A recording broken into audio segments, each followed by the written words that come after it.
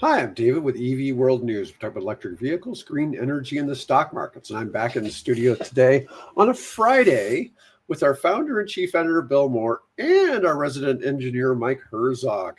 Yes, so we tried something a little different. We've actually been doing this show for 2 years now, and we've never all three of us been on at the same time. So I just thought that'd be kind of cool today. And Mike is back from a trip to Southeast Asia. And I want to hear a little bit of how that went. Yeah. I'll fill you guys in. So just got back this week. That's why I missed the last Wednesday and this regular Wednesday show too. So it's great to be here on a Friday, and the gang's all here. That's good. But no, I was doing some training courses for their utility, their main utility in the city of Kuala Lumpur, and then on the island of Borneo, one of their states over there, their utility in that space. So it was great trip, wonderful place, very, very modern cities, clean, industrialized, awesome, friendly people, great food. So if it's not on your list, it's a good place to go. But the meat of when I was over there, very, very interesting stuff. They are just starting on the EV adoption curve. So I think Kuala Lumpur is 7 million people, 10 million people, depending on where you encounter, but it's small town. Yeah, right now they've got 30,000, 35,000 true EVs on that grid. And I think they're close to doubling that, through the first 10 months of the year already, and then they're about to take off.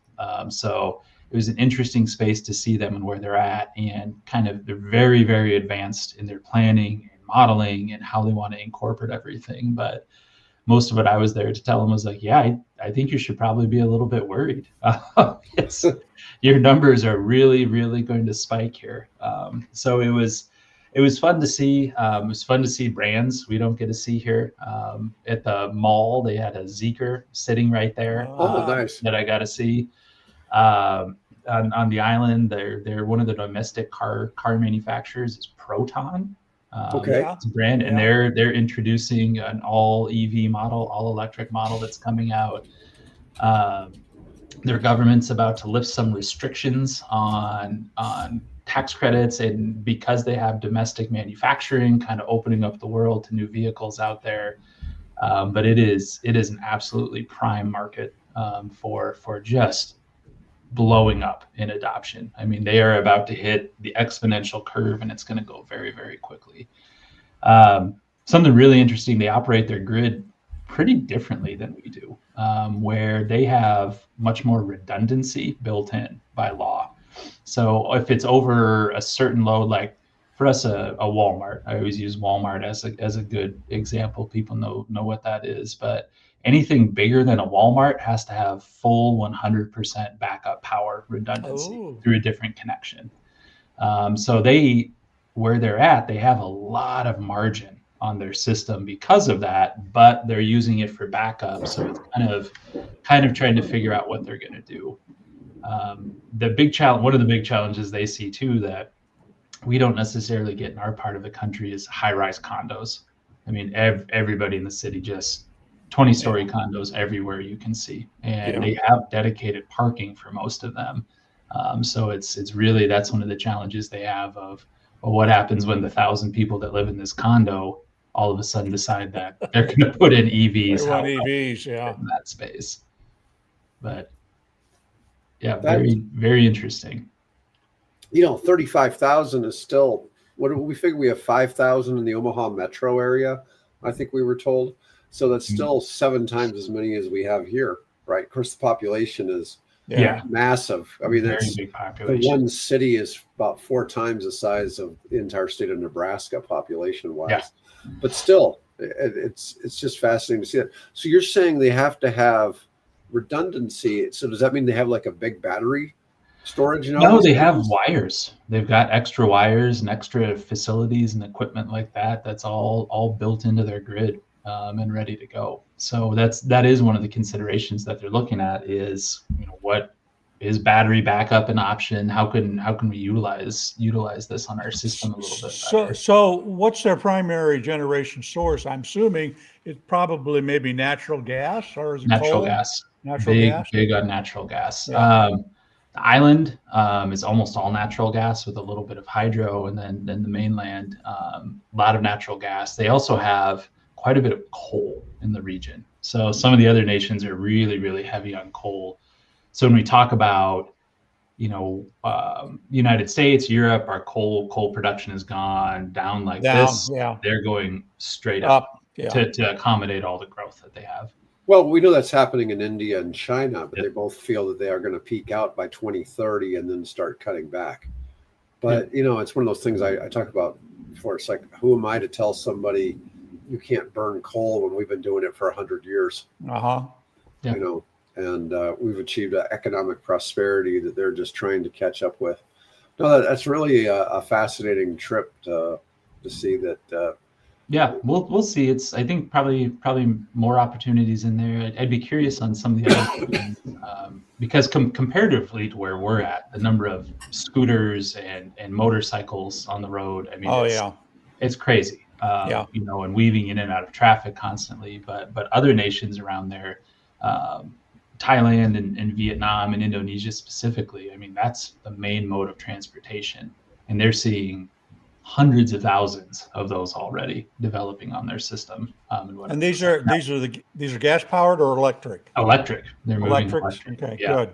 Yeah, it's very the e-bikes and e-scooters and e-motorcycles in that part of the world are going to be big business coming up here very quick. And then they are already in some of the spots.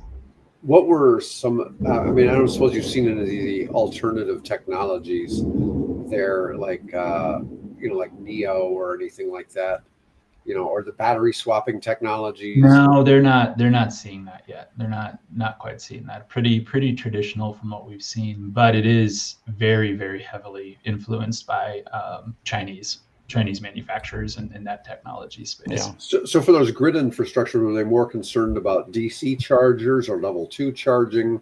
Mostly home charging, Okay. home charging, because they're kind of, it's the same thing we see in areas, just that last little leg, almost between your house and the transformer and system, I would say very relatively undersized compared to what we might have here to the rest of their grid. To the point, we're USA, we're big power hogs, as individual consumers in the world. So theirs are much smaller from what they've seen. So their individual power demands compared to us. So their services are smaller. So that level 2 charger going in somebody's garage or in a parking garage type situation that's going to be kind of their front line of a lot of replacements potentially coming up. So what's their standard there? Is it like Europe where you got 240 and 50 hertz? Yep. Okay.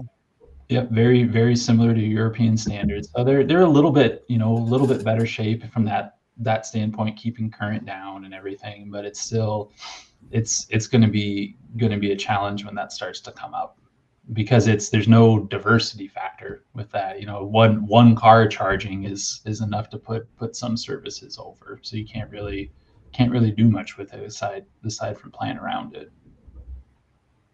Okay. But all right.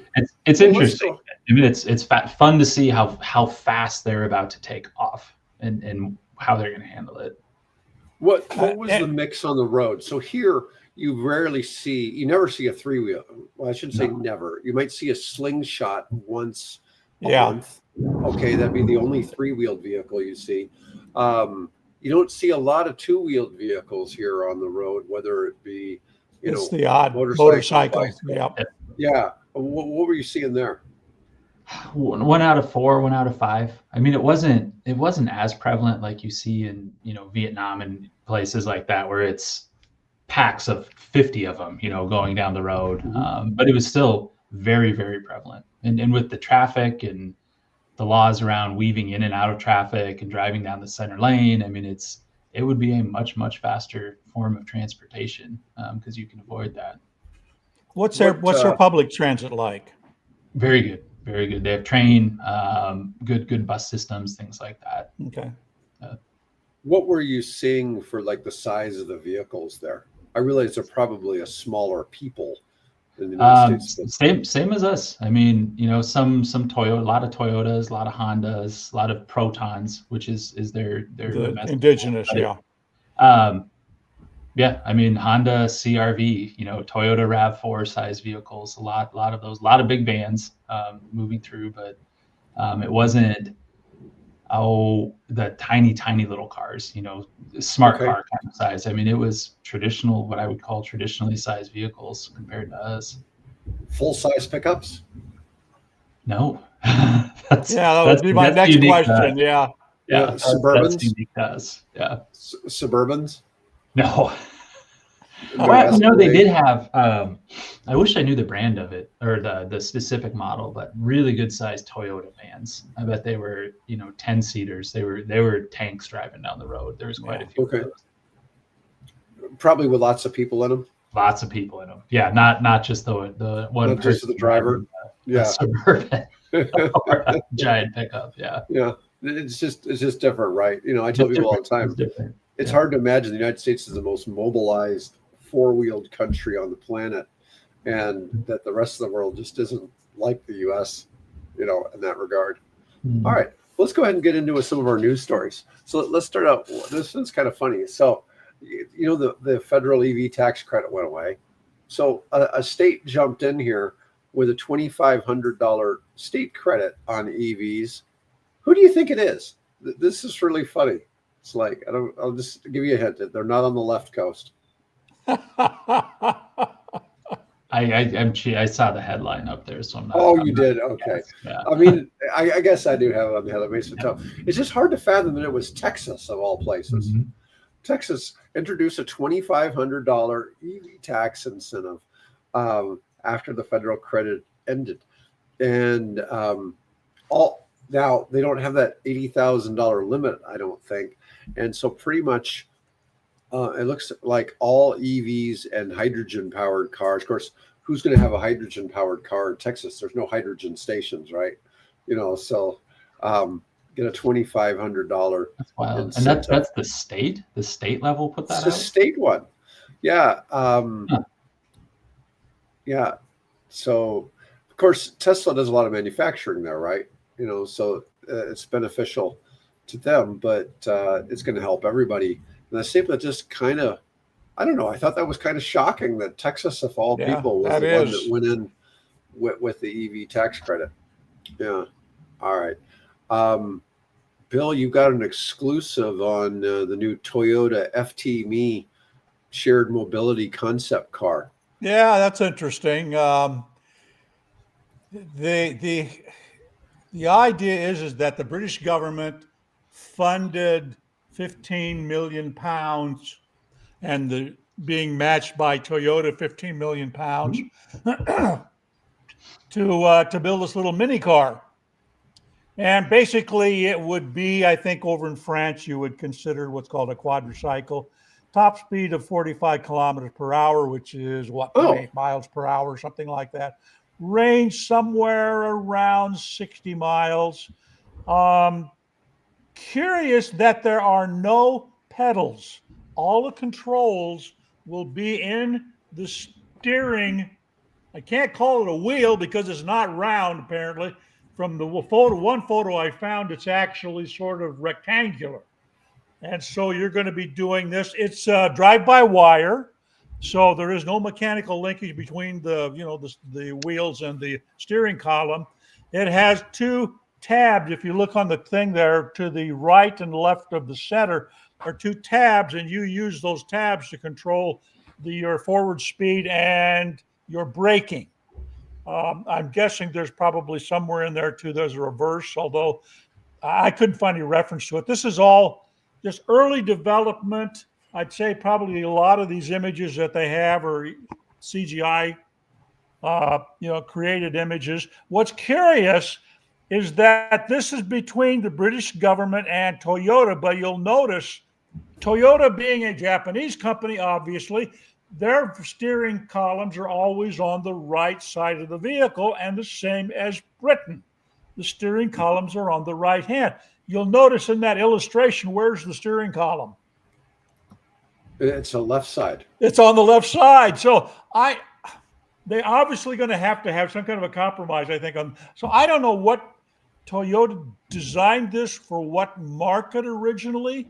It would either be European or American, wherever, or Southeast Asian. I think most of the Southeast Asian countries are still using They're still on the right. Yep. the American standard. British colonies. Yeah. So that's where they drive. So, well, okay. So you were in Borneo. Which side do they drive on the wheel on Borneo? Right side. Yeah. The right wheel side? on the right side, drive on. Oh, okay. On the right So they're following that. Okay. Yeah. So who did Toyota or whoever did the artwork on this? Who'd they design it for? I don't know. But it's a curious.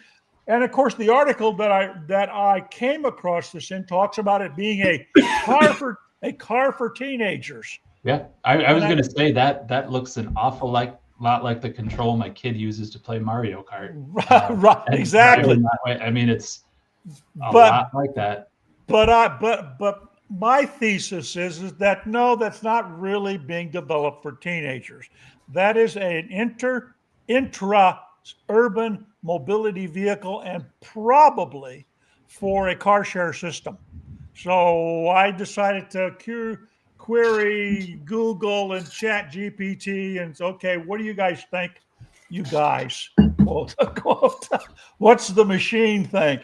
And it seemed to agree that this will probably be some type of a shared vehicle setup that's strictly for within the urban environment. And interestingly, the British government's funding half of the research.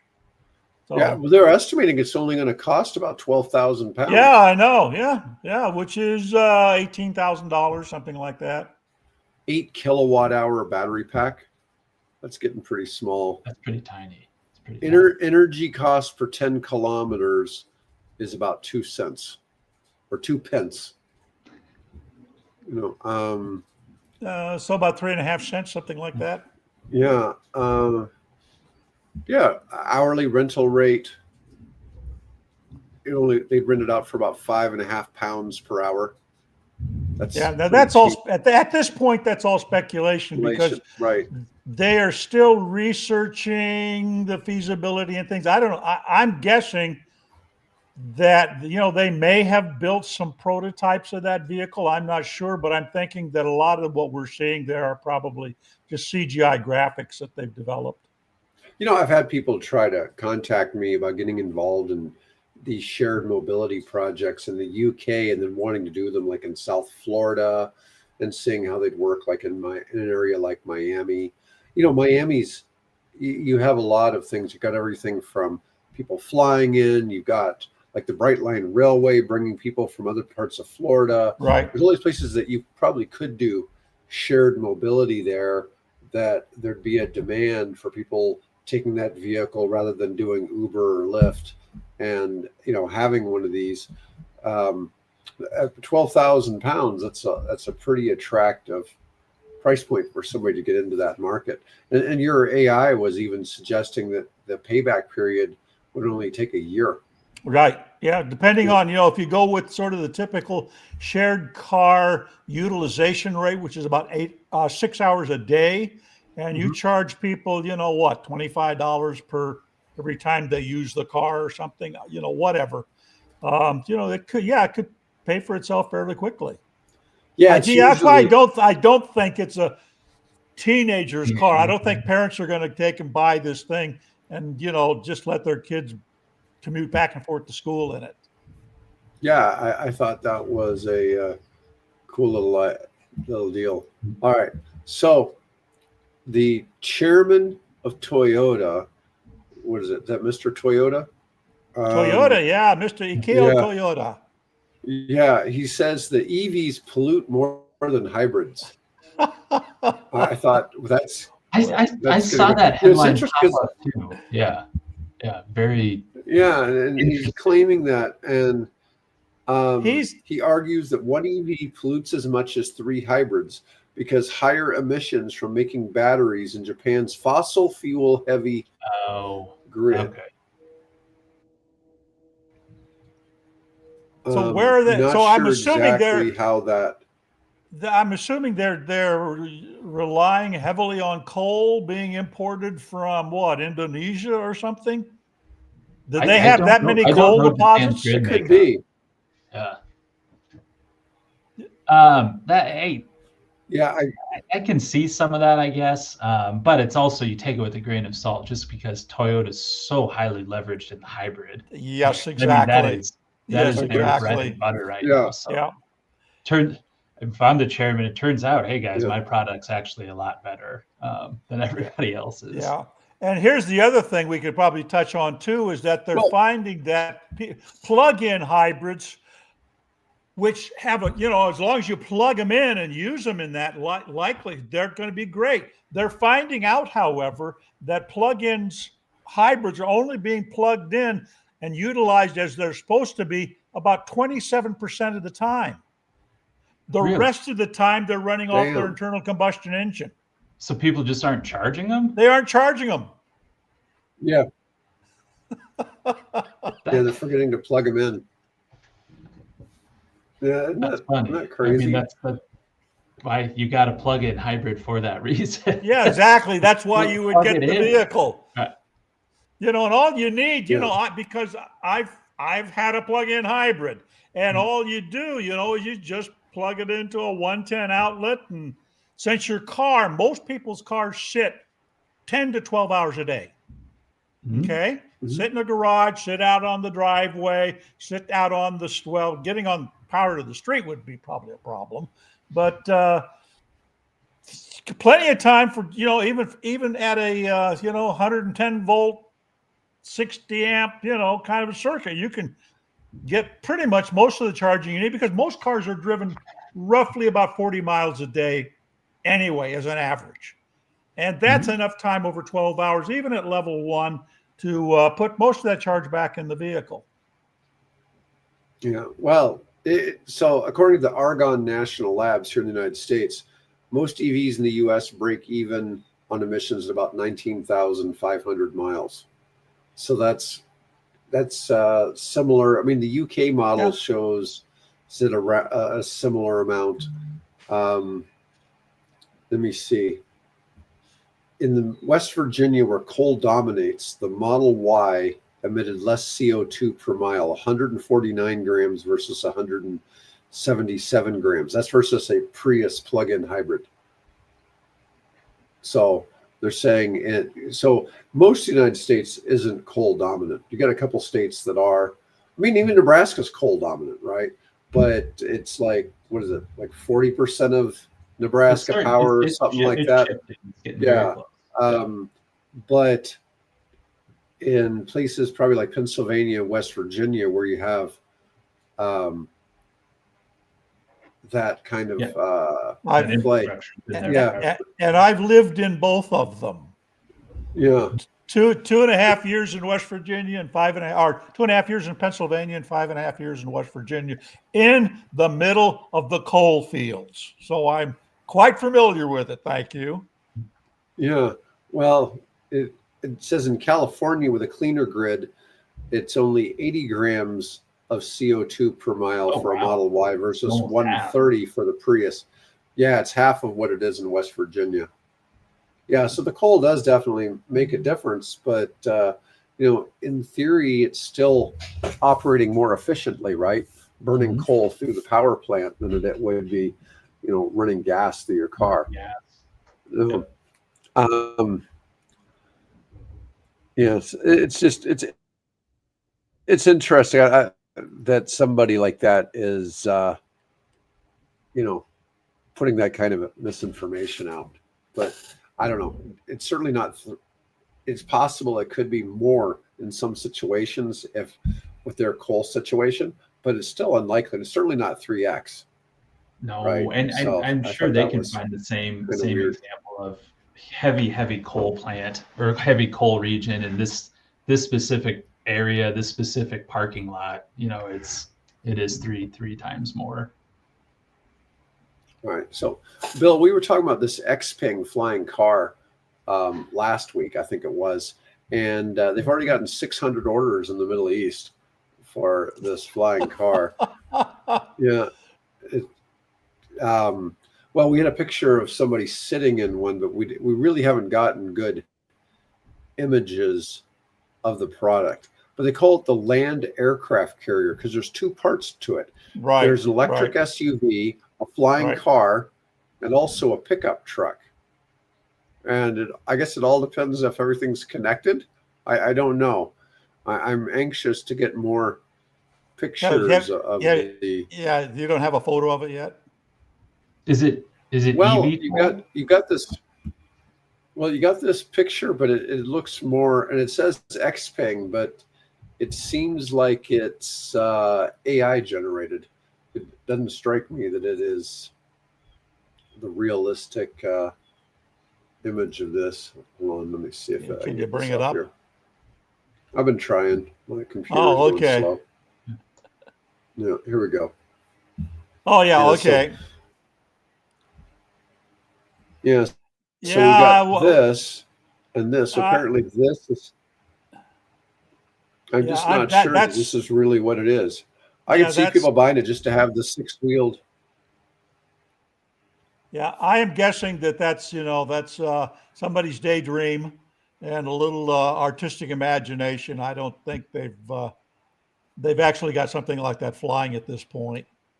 I mean, what that would be great for is like some kind of rescue service, right? Where you've got one of those tall, apartment buildings on fire, and you got to evacuate people. Well, maybe you can, send that up to the top of the building and either deliver firefighters up there or rescue personnel or something like that. There's probably uses for something like this, but I can't think of any real sort of personal consumer level. I mean, what? Yeah, I don't know. You're buying a six-wheeled carrier vehicle for a 8-bladed gyrocopter type of thing. I don't know. That just seemed a little weird. Though we've talked before how in China they expect to have 100,000 personal eVTOLs operating by 2030. So in the next 5 years, and it's probably one of those things where there's going to be in 29 there's going to be like 70,000 of them sold, kind of thing. There probably won't. It's going to be a bit before there's probably any of them really going. But it's just hard to fathom 100,000 of them. Well, yeah. Can you imagine the air traffic control issues? Oh yeah. Over a town like Beijing or Guangzhou or Shanghai. Yeah, that's maybe scientifically, and we get to the point to where you got automated, robotic controlled air control and things of that nature. I guess quite sci-fi kind of a future, but practically, I don't. All of V2X, right? I mean, V2X is communication, between vehicles, between everything. Right. So as that develops with cars, I mean, you could apply it to it. Be flying them to come. Yeah. The first thing, seeing that van, I mean, that looked an awful lot like a Transformer. So I don't know if you're saying Optimus Prime in there. It goes from a truck to a eVTOL. Yeah. Well, it's just wild seeing all these changes. In aviation, don't you have some aircraft that fly at 1,000 feet intervals and some are like at the 500? Yeah, you've got an upside down wedding cake depending on the density of the air traffic moving into and out of particular things. So in some there's Class A airspace, Class B, C, D. I think we're maybe at E or G at this point. I don't remember exactly. But you've got the way they do this is from the ground up to 1,000 feet, 1,200 feet, something like that. There's a corridor around the airport, and then that wedding cake broadens out to a little higher for 5,000 feet, and then so on up to about, I think, 18,000 feet is the top layer of the cake. After that, you're actually in ATC controlled airspace, which most aircraft, general aviation aircraft, will fly in, particularly in a VTOL. But there's probably enough electronics that can be built into all this thing that would route audit. You just say, hey, I need to get to my daughter's wedding at XYZ coordinate and take the wife and I there. And the thing lifts off and it flies and it knows where all the corridors are and it flies through those corridors. So, I mean, we sort of have that issue here. We have, just due east of us. Let's see. Dave and I both, we have a major, military Air Force base about 7 miles that direction from us. But then also about 10 miles that direction is our big major airport. And so those control areas kind of overlap, and you very frequently have people flying private aircraft that are flying actually over or through the airspace that's reserved for a major military installation, right? So how all that works in the context of, a growing fleet of personal EVs, I don't know. We're going to have to see how that works out. Well, some of the ones that we've looked at have looked more like a snowmobile with sitting on a quadcopter. Right. Just basically you're just sitting out there. You don't have a windshield, or they probably put some kind of windshield on there because I always take a bird to the face or something like that. But I'm just saying some of these are just don't fall between those whirling blades around you. Right. I'm just saying that I would picture you couldn't fly it above 500 feet on these things or something like that. You'd have to stay. Well, you'd probably have to be in the same range as the quadcopters and things that we fly around with little cameras and things in them. Mm-hmm. You can't fly above a certain thing. And that could be programmed into the onboard computer that will, just, hey, I need to get to my daughter's wedding, and it's over at this point here. Take me over there, but make sure I'm legal. So that could probably all be done. But wow, is the air traffic control system up to that at this point? Well, isn't it like 150 feet on the photo drones? On the on that kind of thing? It depends. Some of them, if you have a transponder on it, it's a little bit more liberal operation. But maximum altitude, I think, is 200 or 300 feet. Okay. AGL above ground level. So, something like these copters that we're talking about, people carrying type. Probably would have some kind of a ceiling put on them. You want to keep them out of general aviation, particularly out of commercial and military operations. I mean, we have military flights go on around us, all the time, because we've got a couple of Air Force, I won't say what kind, but a couple of Air Force aircraft that have very specialized missions that they fly, and this is their home base. So you have to, you have to be controlling, make sure you're not interfering, as well as all the commercial flights that are moving in and out. When airplanes fly from Omaha to Denver, they go right over our houses because that's the route they take. So where people carrying quadcopters fit into all that, I think that all still needs to be worked out. And I imagine there's going to be a significant amount of regulation and electronic controls that will govern, how they operate and where they operate. Where do I charge my EV toll? Oh, just easy in your garage. You got a 110. You got a 110 out in the garage. You just unplug your radial saw, out of it. Yeah. Plug your VTOL in. Now it may have to sit there for a few weeks. Yeah, or I can just grab and attach all of my weed eater batteries. Yeah, there you go. There you go. Need some extra juice? Just grab a whole bunch of them. You're running 100 batteries from weed eaters. Well, there, leaf blowers. Yeah, my photocopier. I've got one of these little things. It's under the 255 gram limit. Above 255 gram, then you have to have more certification and has to have a transponder on it. But I have one that's below 255 grams, so it's more like a flying camera, right? And I can't take that above 300 feet. AGL, above ground level. I have to stay below. And it actually won't go. They have electronics built into them so that they won't go above 200 feet. Okay. My particular one. So they'll fly. That's plenty.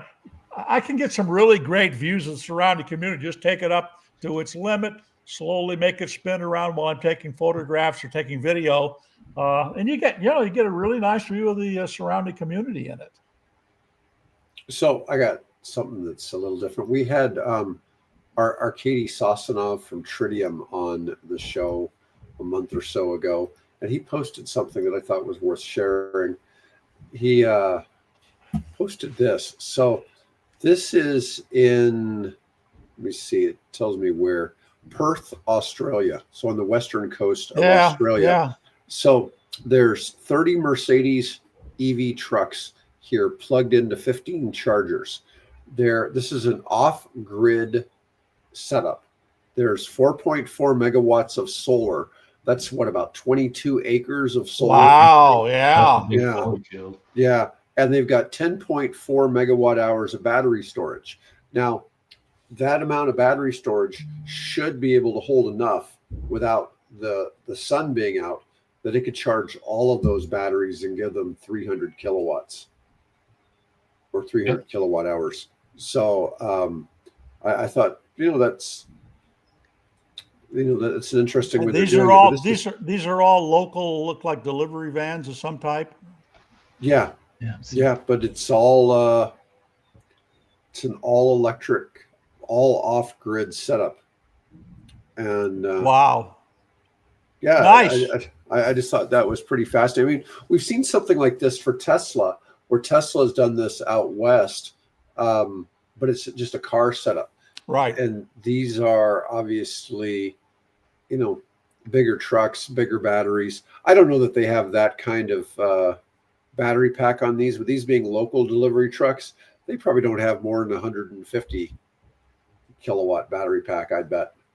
But, I really don't know. I don't know. That's just so cool to see, because the people talked about that application for such a long time and what ifs, but now people actually putting it into practice, and yeah, it works. It just works the way you think it would work. That's awesome. Yeah, it's it's kind of exciting to see that. So people will say, well, the grid can't handle this. Well, this isn't connected to the grid, right? Not connected. No. Yeah. So and Western Australia, you probably get plenty of sunshine out there. I don't know what predictable sun. Yeah. Most of the year. I was about to say that, but then I looked at the picture and it was cloudy in the picture. So yeah. God, I bet they get sun all the time.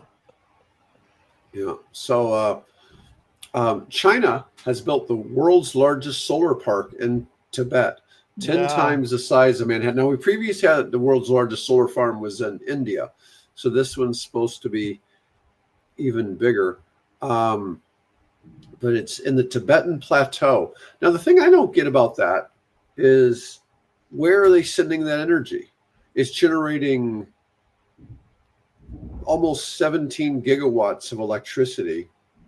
It'll grow 10 times to cover 10 times the size of Manhattan within 3 years.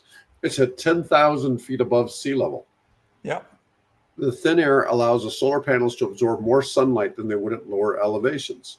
But my issue with this is most of the cost of electricity is transmission and infrastructure. It's not, the cost to make it. So I'm not sure what they're proving here.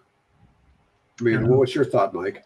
I bet it comes with a big transmission line. I'm sure. Generating that much. I mean, and what's the closest major metropolitan area to that? That would be Western India, obviously, southwestern India, not India, southwestern China.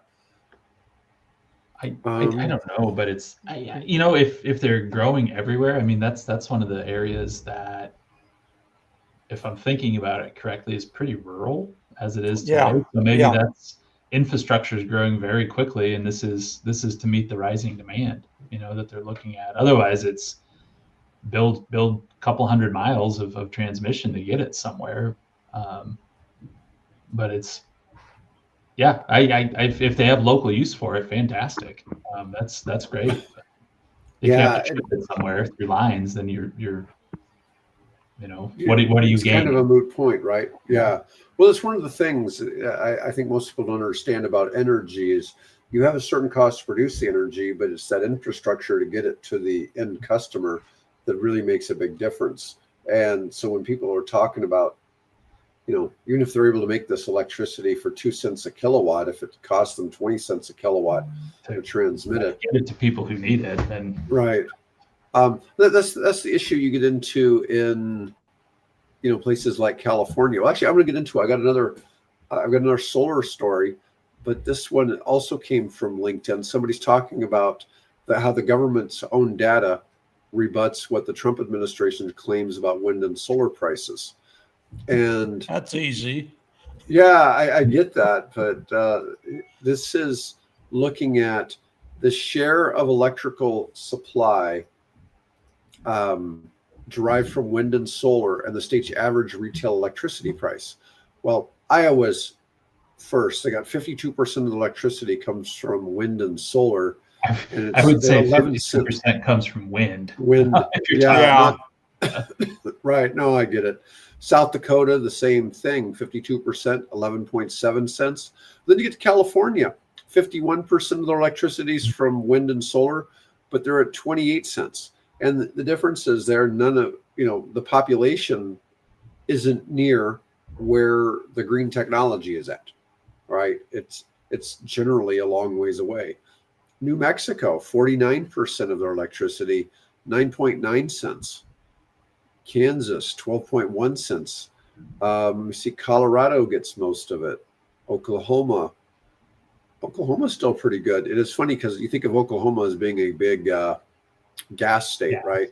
Mm-hmm. And 39% of their power is from wind and solar, 10 cents is the average retail electric price. Let me see. Nevada's cheap. Maine, 22 cents for electricity, but 36% of their power comes from this. But when you get up into the the Northeast United States, a lot of them, they just have high prices for infrastructure, right?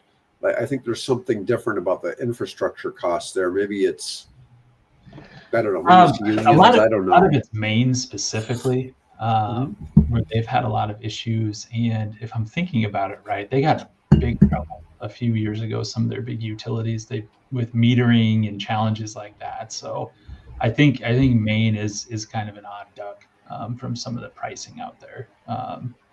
Because a lot of it's you get some power from over the border that's hydro, a little bit better pricing on that. But I think Maine got themselves into some trouble a few years back, so they're a little artificially high from a price standpoint.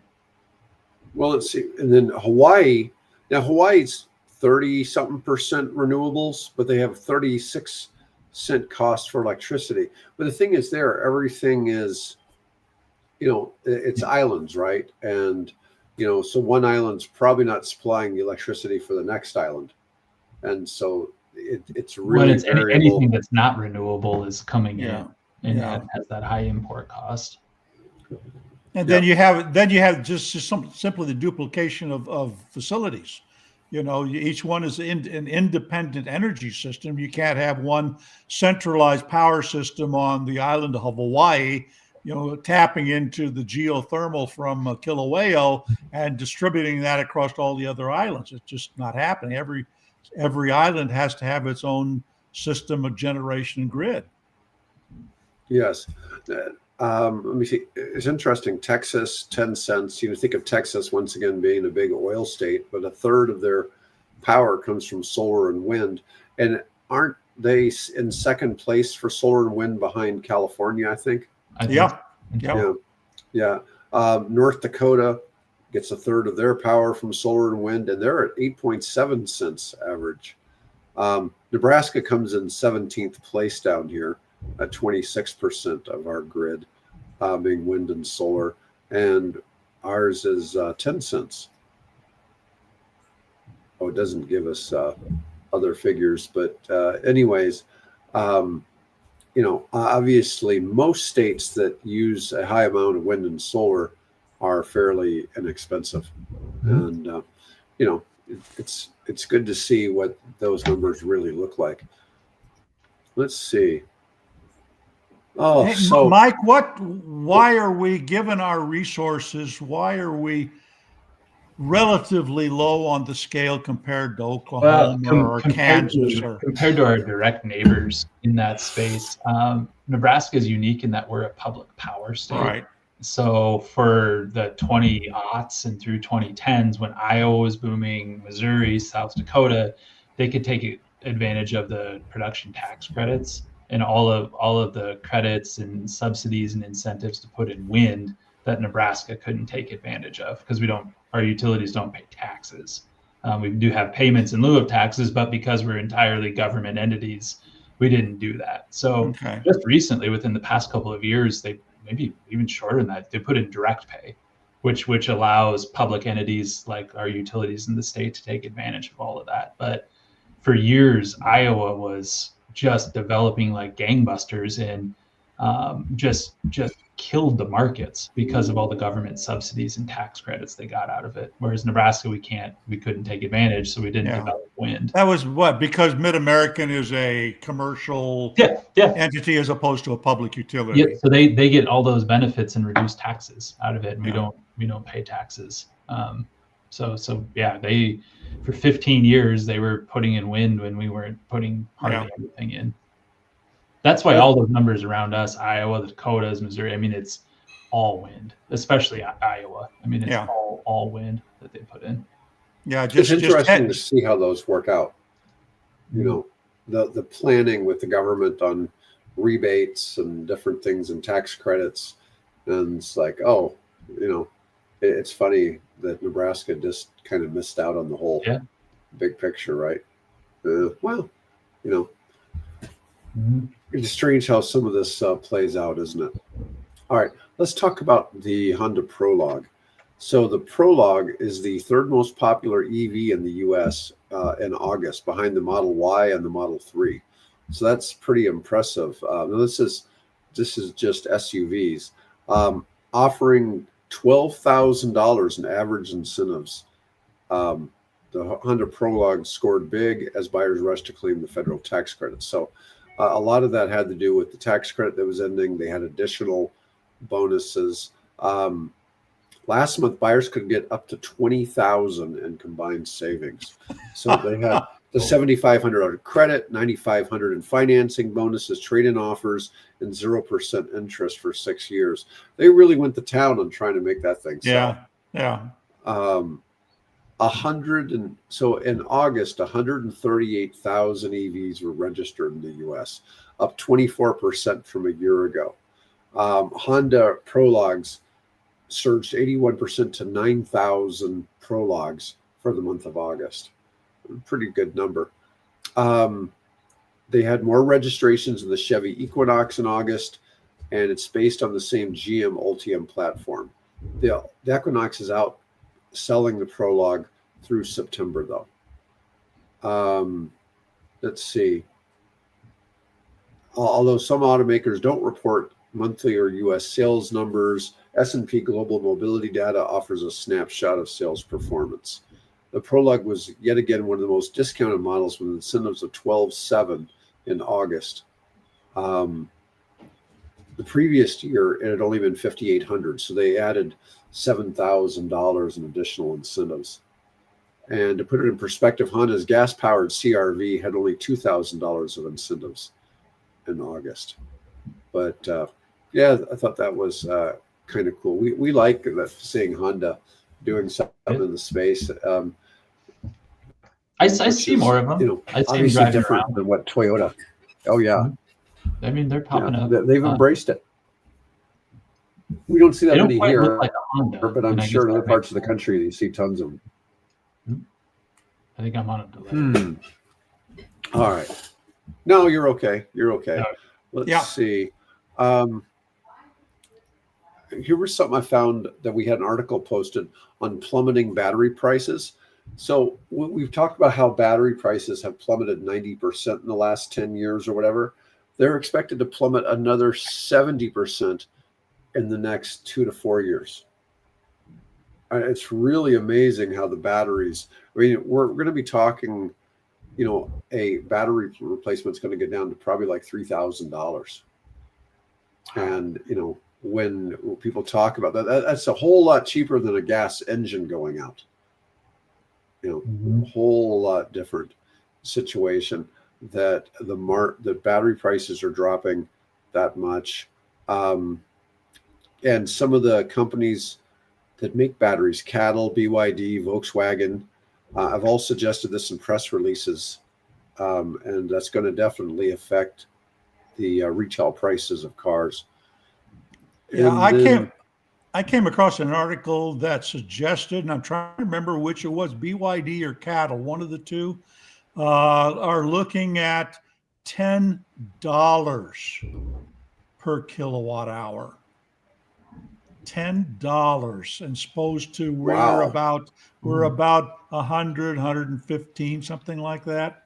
And I can't remember exactly where I saw it. And I'm pretty sure I posted something on the site about it. But if that's the case, that completely changes the ball game. That's just, they're not even on a parity with gasoline anymore.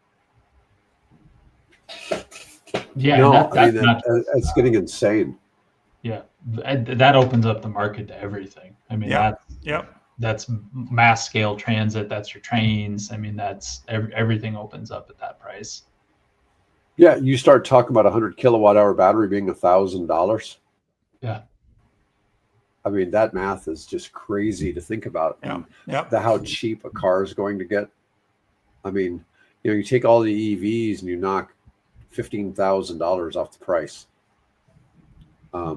Starts making a dent. Pretty big difference. Yes, it really makes a dent in the prices, regardless of whether there's subsidies or not. Anyways, this was kind of cool. We did all three of us on here. We're doing, like I said, we're doing the show for 2 years. We got one more I want to touch on before we ring off. Did you see that Aptera has raised $75 million on the market? No. Yep, $75 million. No, that's good news. Yeah, because now we can maybe get serious about seeing that thing into production. No, that's a big improvement. Oh, okay. So Aptera went up on NASDAQ. Is that what happened? Well, that's probably because they raised that $75 million. That could be how they raised the $75 million. Yep. So that they're actually a public stock now. Yep. SEV. Yep.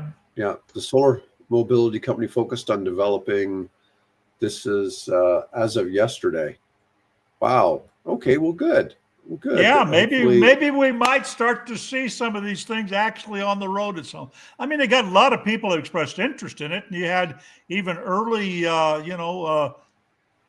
proto investors, I guess, to put money into it. So now we've got officially on the market where the regular financial money can start to come into this thing.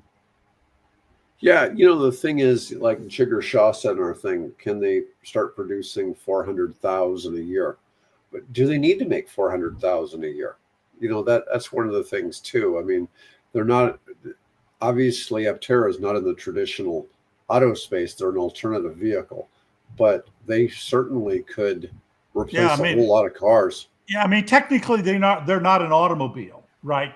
Technically, they are, I would assume, something like a motorcycle, three-wheeled motorcycle, because they're only three wheels.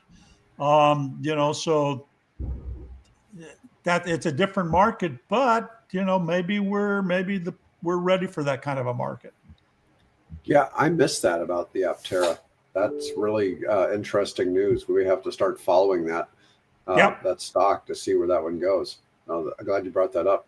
All right. Well, anyways, folks, that's all we got for today. Thanks, guys. I'll see y'all next week. And everyone, thanks for watching today.